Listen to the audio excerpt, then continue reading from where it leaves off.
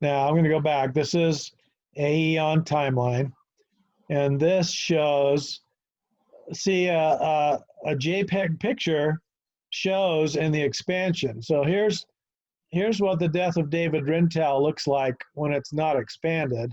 It just gives the name of the event and the date. It always figures out which day of the week it was too, which is neat. But then if you expand it on this right arrow, a JPEG picture shows up and says, hey, there's a picture here. And if you go over here to the information, then you can look at the picture close up.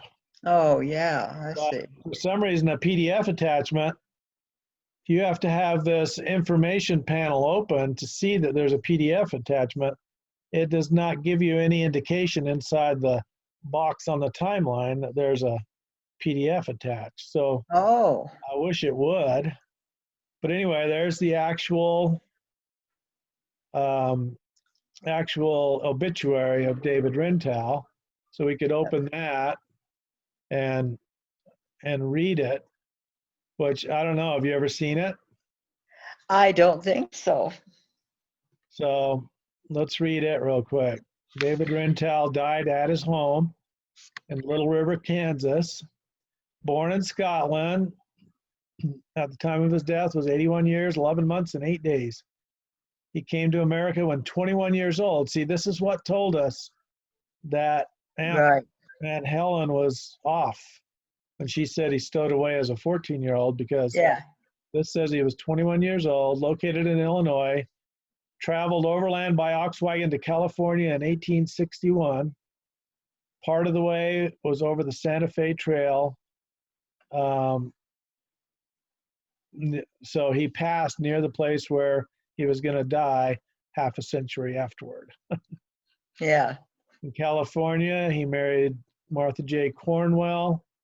They moved back to Illinois in 1878, and from there came to Kansas in 1900.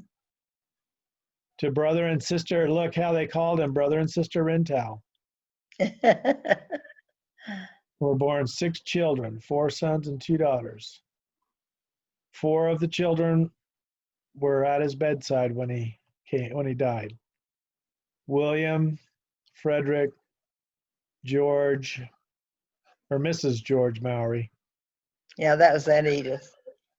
Okay, and S. Rosella. Isn't that Roselma? Roselma, I just noticed it said back there that she died in 1917, and I thought my mother knew her, so I was confused. It just flipped by so fast, I couldn't be sure. Oh. Anyway, she never married. She had a form of epilepsy. But Yeah, she was beautiful. But this is supposed to say Roselma, isn't it? Yes. Okay. What does it say? Rosella. Oh. It's Roselma on the timeline. Well, yeah, it's Roselma everywhere I've seen it, except for here. So, okay. So beside a sorrowing wife and the children, he leaves to mourn his departure a large number of other relatives and a host of friends. He was a kind husband and loving father, and though himself an invalid and sufferer for years, yet was very sympathetic and even up to the last interested in the happiness of those around him. Isn't that a good statement of him? Yeah, sounds like it. So I think he was a very kind man. He was in some kind of an accident when he lost. What did it say? He was an invalid, but did it say why? No, it just said he suffered for many years. Yeah. Baptized. I think he lost his sight of that one eye when that happened. Okay. Baptized by a Presbyterian minister in Scotland, tried to live a Christian life. He gave evidence before he passed away that he was prepared and ready to meet God in peace. Oh, that's so neat. Boy, you don't see anything like that anymore, do you? Yeah. So anyway, you're seeing what I see, right? Yes. Okay. Anyway, so that's how it does pictures.